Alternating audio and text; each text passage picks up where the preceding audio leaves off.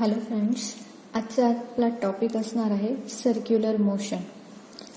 यामध्ये आपण सगळं सर्क्युलर मोशन आणि त्याच्याशी रिलेटेड ज्या डेफिनेशन्स आहेत त्याचा स्टडी करणार आहे. ठीक आहे, तर सगळ्यात पहिले सर्क्युलर मोशन म्हणजे काय असतं ते समजून घेऊया. ठीक आहे, समजा ही अर्थ आहे आणि ती अर्थ सनच्या अराउंड रोटेट होते, रिव्हॉल्व होते. सनच्या अराउंड ती रिव्हॉल्व होते आणि सनच्या अराउंड रिव्हॉल्व होताना ती स्वतःच्या अलॉंग पण रोटेट होत जाते. ठीक आहे, तर अर्थचं हे जे मोशन आहे अलॉंग सन, हे काय झालं, सर्क्युलर मोशन झालं. म्हणजे काय होत आहे नेमकं सर्क्युलर मोशनमध्ये, की एखाद्या ऑब्जेक्टचं motion along that circumference of circle. ठीक आहे, motion of any object along the circumference of circle with respect to any fixed point, that is called as circular motion. समजतंय? कुठल्याही ऑब्जेक्टचं त्याच्या सर्कम्फरन्सच्या अलॉंग असणारं जे मोशन असेल, पण कुठला तरी एक ऑब्जेक्ट त्याच्या रिस्पेक्ट टू दुसरं ऑब्जेक्ट आपण फिक्स ठेवणार आणि त्या ऑब्जेक्टच्या रिस्पेक्ट टू त्या पहिल्या ऑब्जेक्टचं जे पण रोटेशन होईल सर्कम्फरन्सच्या अलॉंग, त्याला आपण काय म्हणणार आहे, सर्क्युलर मोशन म्हणणार आहे. ठीक आहे, सर्कम्फरन्सच्या अलॉंग होत जाणारं मोशन. ठीक आहे, फॉर एक्झाम्पल याचं असणार आहे मोशन ऑफ अर्थ.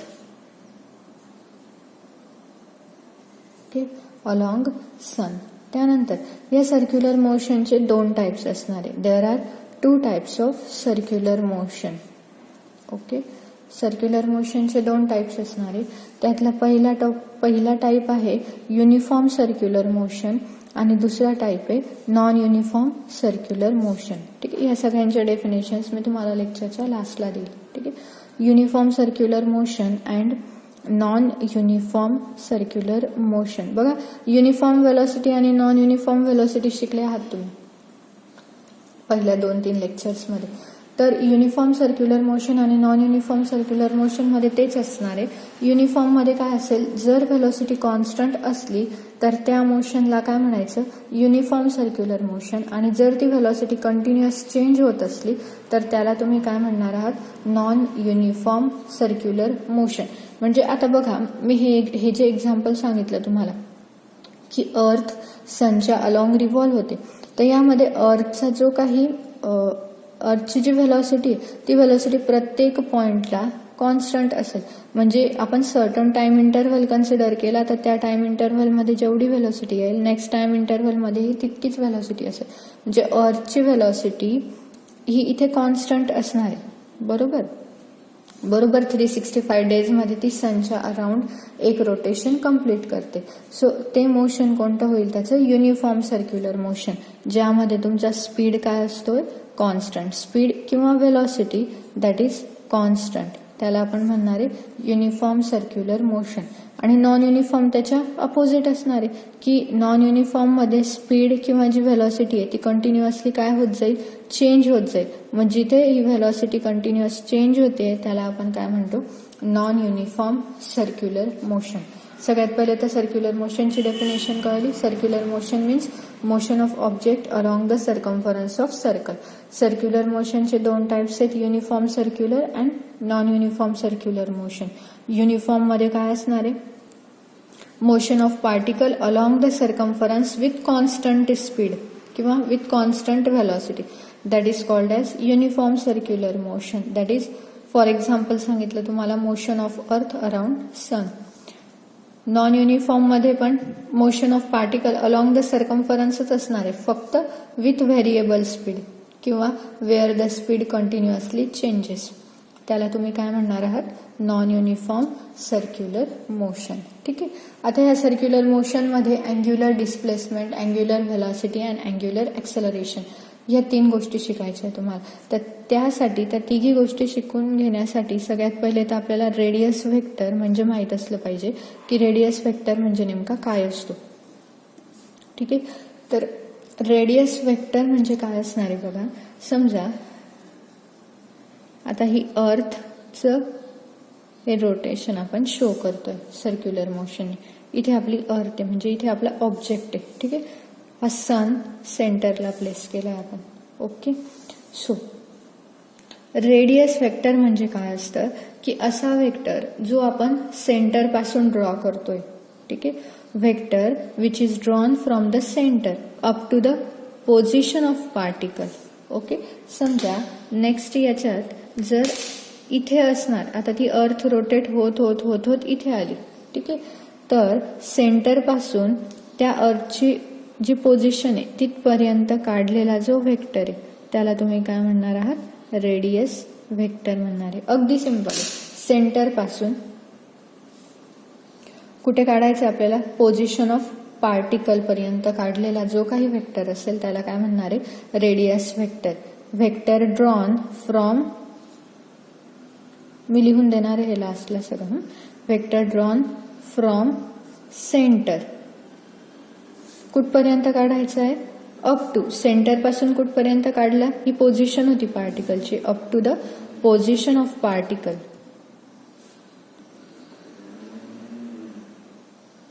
त्याला काय म्हणणार आहे? Radius vector. आता रेडियस वेक्टर बघा सेंटर कडे जातोय की सेंटर पासून दूर जातोय?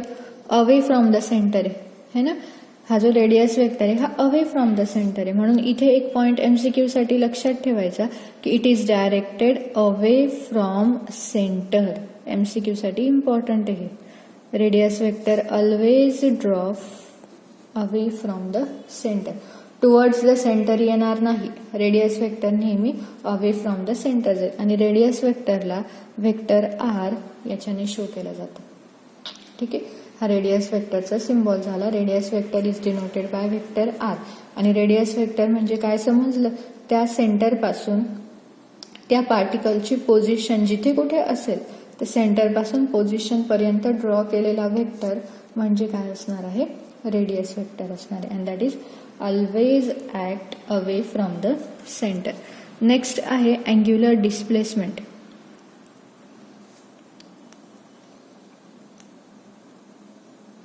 आता बघा स्टार्टिंगच्या लेक्चरमध्ये तुम्ही डिस्प्लेसमेंट म्हणजे काय ते शिकले आहात की displacement is nothing but change in position. That is called as displacement. तर आता अँग्युलर डिस्प्लेसमेंट म्हणजे काय असणार आहे बघा. अँग्युलर डिस्प्लेसमेंट, आता सर्क्युलर मोशनमध्ये जे डिस्प्लेसमेंट होईल त्याला तुम्ही काय म्हणणार आहे? Angular displacement. म्हणजे सर्क्युलर मोशनमध्ये मी म्हटली इथे की पहिले पार्टिकल ह्या पॉइंटला होता, नंतर काही सर्टन टाइम इंटरव्हल नंतर तो पार्टिकल इथे पोहोचला, पुन्हा तो पार्टिकल समजा इथे असेल, आफ्टर सम टाइम इन्स्टंट तो पार्टिकल इथे गेला. म्हणजे कंटिन्यू तो पार्टिकल काय होतोय? या सर्कम्फरन्सच्या अलॉंग मूव्ह होतोय. मग त्याची ही जी मुवमेंट आहे ह्या मुवमेंटलाच आपण काय म्हणणार आहे की त्याची डिस्प्लेसमेंट होते. आणि ही डिस्प्लेसमेंट अलॉंग द सर्कम्फरन्स आहे. अलॉंग द सर्कम्फरन्स जी डिस्प्लेसमेंट होईल त्या डिस्प्लेसमेंटला काय म्हणायचंय तुम्हाला? अँग्युलर डिस्प्लेसमेंट म्हणायचंय. आता बघा अँग्युलर डिस्प्लेसमेंट एक्सप्लेन करण्यासाठी मी पुन्हा माझी डायग्राम ड्रॉ करते.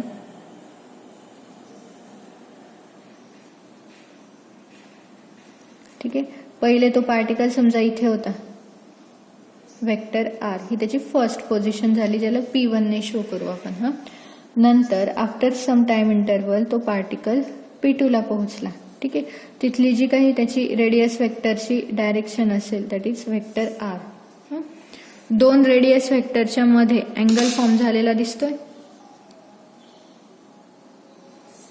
हा अँगल कशाने डिनोट करायचा? थीटाने डिनोट करायचा. And that theta is called as angular displacement. कळते? सो अँग्युलर डिस्प्लेसमेंट म्हणजे काय असणार आहे की अँगल तयार होतोय, अँगल ट्रेस केला जातोय बिटवीन द टू पोझिशन्स. आता आपण इथे आणि इथे घेतला असता तरी पण अँगल फॉर्म झाला असता थीटा. ही पोझिशन आणि ही पोझिशन घेतली असती तरी कुठल्याही दोन पोझिशन्सच्या अक्रॉस जो काही अँगल फॉर्म होतो that is called as angular displacement. Angular displacement थीटाने डिनोट केलं जातं. Angular displacement is denoted by theta. ठीक आहे. And angular displacement is nothing but angle trace. आणि हा अँगल कोण ट्रेस करतोय? दोन रेडियस वेक्टरच्या मध्ये जो काही अँगल तयार केला गेला त्याला काय म्हणणार आहात? Angular displacement. So angle trace by radius vector is called as angular displacement. Okay. So angle trace by radius vector that is called as angular displacement. Okay. Angular displacement is denoted by theta. ठीक आहे. आता थीटाचा formula काय असणार आहे बघा. Theta is equal to हा angle आहे. ठीक आहे. तर थीटा इज नथिंग बट हे जे डिस्टन्स असेल ही आर्क लेंथ आहे बरोबर. ही जी आहे ही कोणती लेंथ आहे याला आपण काय म्हणतो आर्क लेंथ म्हणतो. आणि आर्क लेंथ कशाने शो केली जाते एस ने शो केली जाते. ठीक आहे. So theta is nothing but this arc length upon radius. थीटाचा फॉर्म्युला असणार आहे arc length upon radius. And that theta arc length is denoted by S, radius vector is denoted by R, therefore theta is equal to S upon R. हा angular displacement चा formula झाला. Angular displacement is given by theta is equal to S upon R, where S is nothing but that arc length and R is the radius. Okay. Then पूर्ण एक rotation याने जर complete केलं. ठीक आहे. म्हणजे समजा पार्टिकल इनिशियली P1 ला होता, नंतर तो P2 ला गेला, P3 ला गेला, P4, P5, P6 असं करत करत करत तो पुन्हा इनिशियल पोझिशन P1 ला आला. जिथून स्टार्ट केलं होतं तो परत तिथे आला म्हणजे त्याने त्याचं एक रिव्होल्युशन कंप्लीट केलं. Okay. So for one revolution जेव्हा त्याचं एक रिव्होल्युशन कंप्लीट होईल, एक रिव्होल्युशनचा मिनिंग समजतोय, आधी जिथे होता पुन्हा तो तिथेच येऊन थांबला. थांबणार नाही म्हणजे तो कंटिन्यू रोटेट होत राहील, पण जिथे होता तिथेच पुन्हा तो आला. That is called as one revolution. So for one revolution जे डिस्टन्स आहे टोटल एस ते किती परफॉर्म करेल तो टोटल सर्कम्फरन्स ऑफ सर्कल इतकं परफॉर्म करेल. आणि सर्कम्फरन्स ऑफ सर्कल किती असतो 2πr असतो. म्हणजे जेव्हा एक रिव्होल्युशन त्याचं पूर्ण होतं तेव्हा एसची व्हॅल्यू किती घ्यायची 2πr घ्यायची. ठीक आहे. सो थीटाची व्हॅल्यू किती येईल बघूया मग. Therefore theta is equal to formula काय आपला एस अपॉन आर. एसची व्हॅल्यू किती टाकणार आपण आता 2πr upon R. R R get cancel. Therefore for one revolution theta is equal to किती मिळाला 2π. ओके. 2π. आणि हे जे याचं युनिट असतं म्हणजे हा जो अँगल आहे angular displacement is nothing but angle and that angle is measured in degrees or radian. ठीक आहे.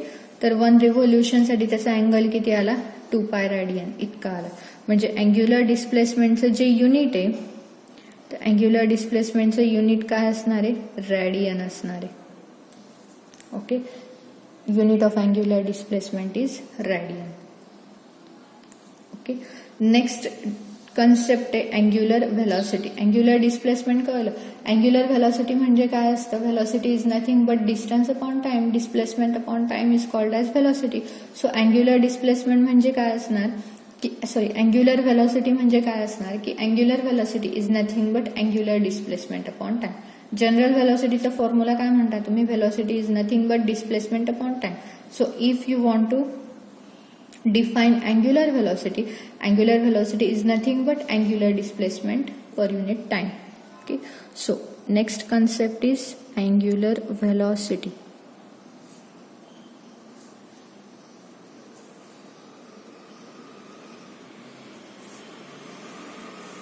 बघूया आता.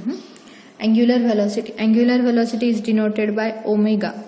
हा जो सिम्बॉल आहे that symbol is called as omega. So angular displacement theta, angular velocity omega. Vector quantities आहेत म्हणून आपण त्याच्या हेडला त्याच्या डोक्यावर आपण हे असं ॲरोचं साइन देतोय. ठीक आहे. So angular velocity is omega. Angular velocity is nothing but angular displacement upon time.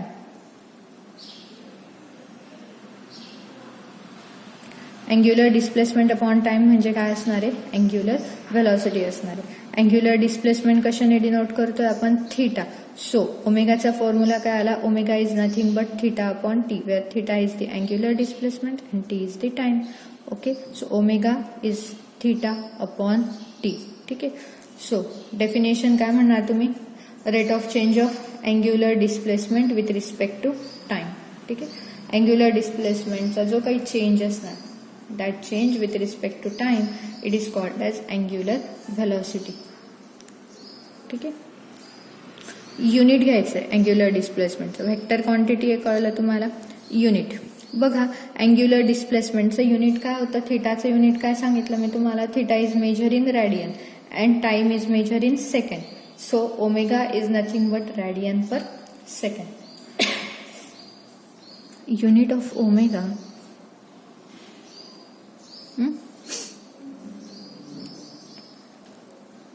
ठीक आहे.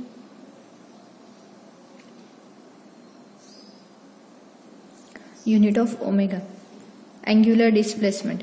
अँग्युलर डिस्प्लेसमेंट कशात मेजर करतोय आपण, रॅडियन मध्ये. पाठ करण्याची गरज नाहीये. Omega is equal to theta upon T. थिटाचे युनिट प्लेस करा, that is radian. T is time, टाइमचे युनिट प्लेस करा, that is second. Sorry. So omega is measure in radian per second. रॅडियनला शॉर्टकट RAD असं describe करायचं, per second. Upon आहे ना, म्हणजे per second. So unit of omega काय झाला, रॅडियन पर सेकंड. ओके. त्यानंतर डायमेन्शन्स. युनिट तर झालं. डायमेन्शन्स. डायमेन्शन्स काय असणार आहे बघा, अँग्युलर डिस्प्लेसमेंटला तर डायमेन्शन्स नाहीये. Angular displacement is a dimensionless quantity. So कोणती टर्म उरली, फक्त टाइम. हा टाइम वर जाताना काय होणार, -1 होणार. म्हणजे याचे डायमेन्शन्स काय येतील, LMT. लेंथ नाही, मास नाही, टाइम आहे आणि तो टाइम वर गेला तर तो -1 होतोय. So T⁻⁻1 that are the dimensions of angular velocity. Okay. Next concept आहे अँग्युलर ऍक्सेलरेशन.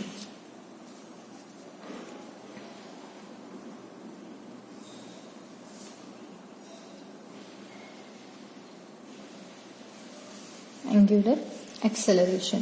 आता काय असणार आहे बघा, अँग्युलर ऍक्सेलरेशन. सिम्पली ऍक्सेलरेशन म्हणजे माहिती आहे तुम्हाला, acceleration is nothing but velocity upon time. So angular acceleration म्हणजे काय असणार, angular velocity upon time is called as angular acceleration. Angular ऍक्सेलरेशनला अल्फाने डिनोट केलं जातं. This is also a vector quantity, therefore denoted by vector alpha. Okay. So angular velocity is nothing but angular acceleration is nothing but angular velocity upon time. Angular velocity is denoted by omega upon t. So alpha is equal to omega upon t. हा तुमचा formula झाला angular ऍक्सेलरेशनचा. Okay. Vector quantity आहे म्हणून तुम्ही त्याला असं लिहू शकता, vector alpha is equal to vector omega upon T. Alpha is your angular displacement, omega is angular velocity, angular acceleration, omega is angular velocity and t is time. ठीक है. So angular acceleration is nothing but change in angular velocity per unit time, that is called as angular acceleration. Okay. Unit find out करायचं याच्यात. Unit नेहमीप्रमाणे मी तुम्हाला म्हटली जे फॉर्म्युले आहे त्यातलं युनिट प्लेस करून द्यायचं. ओमेगा म्हणजे अँग्युलर व्हेलॉसिटी आहे. अँग्युलर व्हेलॉसिटीचं युनिट आपण मागे फाइंड आउट केलं, that is radian per second. Upon time आहे म्हणजे तो किती येईल, अपॉन सेकंड येईल. बरोबर. हा सेकंड वर चालला जाईल. So alpha is nothing but unit radian per, हा सेकंड इथे गेला, so radian per second square is the unit of alpha. Unit of alpha काय आलं, radian per second square. Okay. हे झालं तुमचं अँग्युलर व्हेलॉसिटीचं युनिट. वेक्टर क्वांटिटी आहे ही पण. ठीक आहे. डायमेन्शन्स.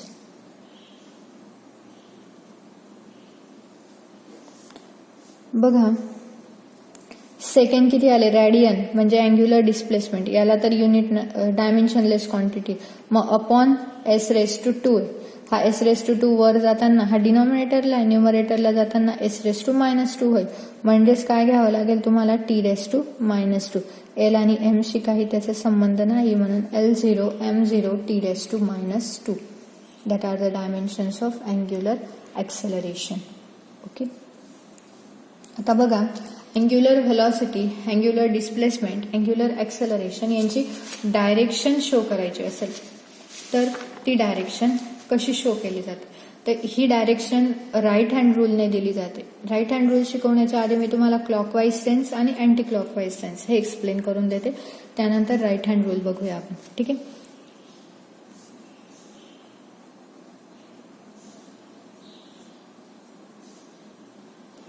क्लॉकवाईज सेन्स काय असतो बघा. जर कुठल्याही ऑब्जेक्टचं मोशन हे जसे घड्याळाचे काटे फिरतात ना 12, 3, 6, 9, ओके, तर क्लॉक ज्या सेन्सने रोटेट होते, क्लॉक ज्या सेन्सने तिचे जे मोशन परफॉर्म करते त्या सेन्सने जर मोशन होत असेल तर ते मोशन काय झालं तुमचं क्लॉकवाईज मोशन झालं. घड्याळाच्या काट्यांनुसार जे मोशन होईल त्याला काय म्हटलं जातं क्लॉकवाईज मोशन म्हटलं जातं, क्लॉकवाईज सेन्स म्हटलं जातं.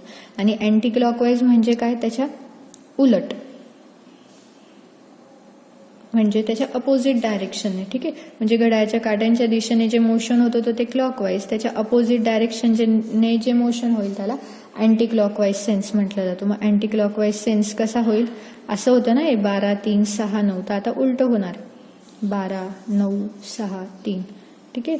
तर हे जे मोशन असेल हे कोणतं झालं अँटी क्लॉकवाईज सेन्स झालं. एक्झाममध्ये तुम्हाला विचारतात की याचं जे मोशन आहे ते क्लॉकवाईज सेन्सने जर होत असेल तर अँग्युलर ॲक्सेलरेशनची डायरेक्शन फाइंड आउट करा किंवा अँग्युलर व्हेलॉसिटीची डायरेक्शन फाइंड आउट करा. तर ही डायरेक्शन तुम्हाला राईट हँड रूलने द्यायची असते. ठीक आहे. तर राईट हँड रूल काय सांगतो नीट लक्ष द्या. राईट हँड रूल बघा. आता राईट हँड रूलमध्ये काय असतं की इमॅजिन करा की हा तुमचा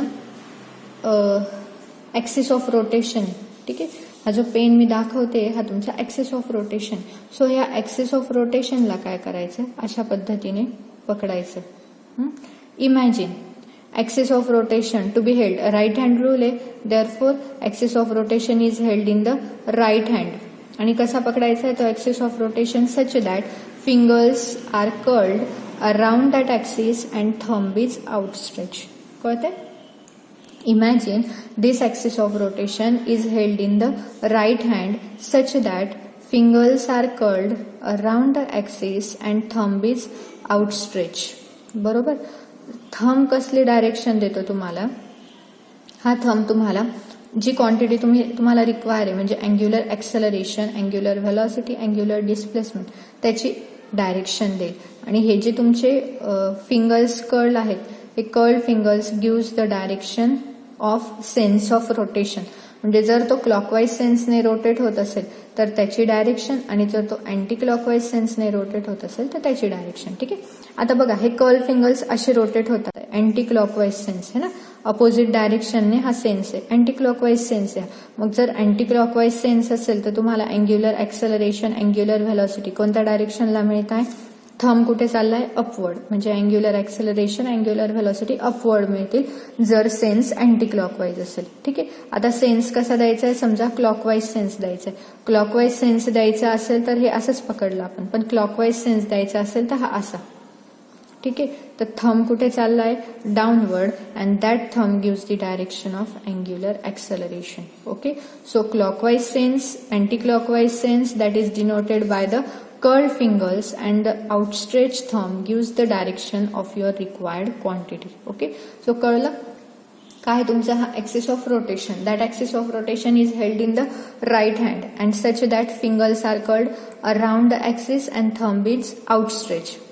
So curled fingers gives the sense of rotation and the outstretched thumb gives the direction of angular displacement, angular velocity and angular acceleration. Okay. हा राईट हँड रूल असणार. त्यानंतर एक लास्ट कॉन्सेप्ट आहे time and frequency. Okay. So हे मी नंतर लिहून देईल तुम्हाला. Time period and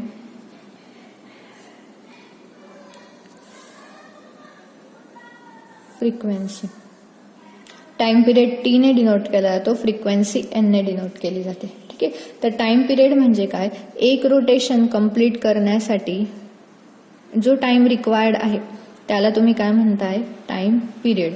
so time taken to complete one revolution, one rotation, that is called as time.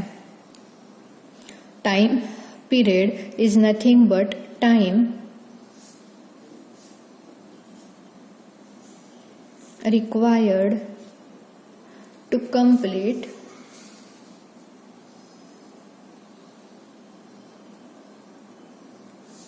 one rotation. ओके, हा काय झाला टाइम पिरियड. मग टाइम पिरियडचा formula, time period T is equal to time period T is equal to 2πr upon V. कसं काय? व्हेलॉसिटीचा formula काय असतो? Velocity is nothing but distance upon time. आपण काय म्हणतो की टाइम पिरियड म्हणजे एक रोटेशन कंप्लीट होते. एक रोटेशन जर कंप्लीट होते तर एक रोटेशन कंप्लीट जेव्हा होतं तेव्हाचं डिस्टन्स आपण किती घेतो? 2πr घेतो. अपॉन हा टी म्हणजे कॅपिटल टी घेऊ आपण, कारण वन रोटेशन कंप्लीट होते. So that small T is replaced by capital T. So V is equal to काय फॉर्म्युला आला? Distance upon time. डिस्टन्सची व्हॅल्यू 2πr पुट केली. Small T is replaced by capital T. T इकडे गेला आणि V इथे आला. Therefore T is equal to किती आला? 2πr upon V. टी इथे गेला आणि व्ही इथे आला. So 2πr upon V. That is formula for the time period. आणि फ्रिक्वेन्सी काय असते? Frequency is nothing but just reciprocal of time period, that is called as frequency.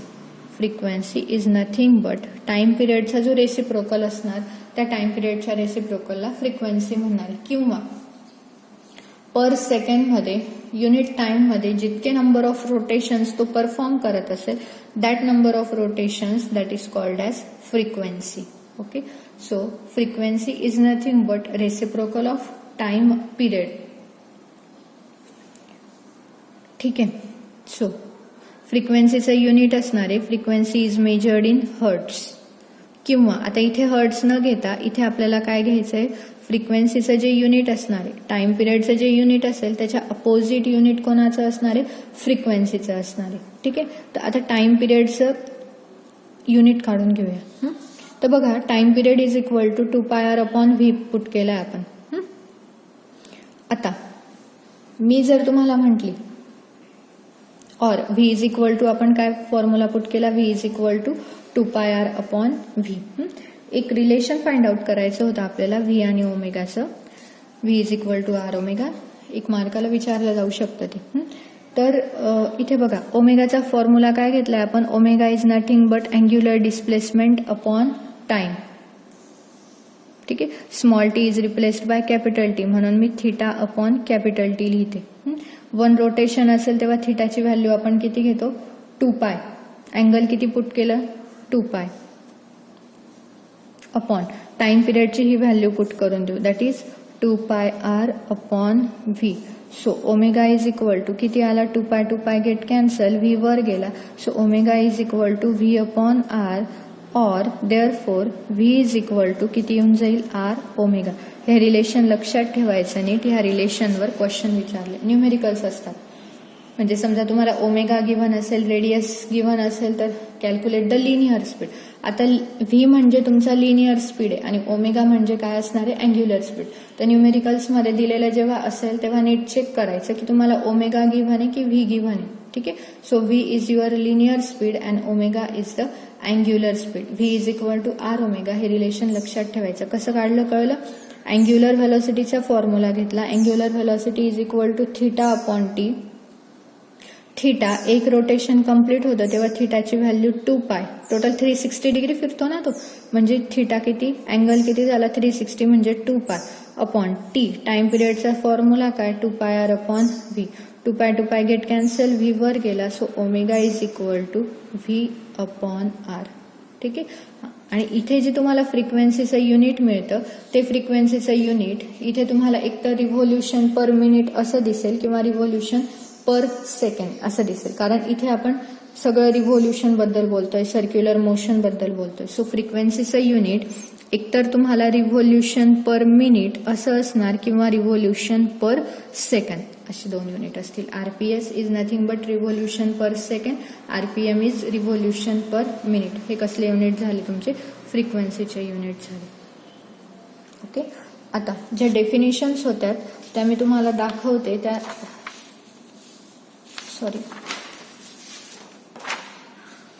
तर हे तुम्हाला जर स्क्रीनशॉट घ्यायचा असेल, अभ्यासासाठी लागेल. सो स्क्रीनशॉट घ्यायचा असेल तर तुम्ही घेऊ शकता.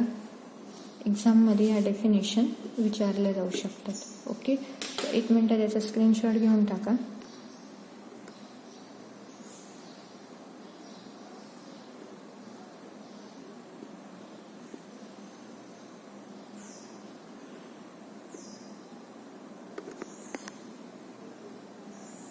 Okay, done.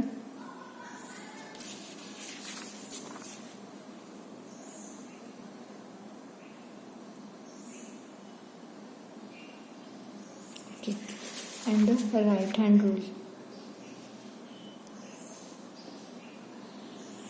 ठीक आहे. याच्या पुढचं जे असणार आहे ते आपण नेक्स्ट लेक्चरमध्ये कव्हर करणार आहे. ठीक आहे. थँक्यू.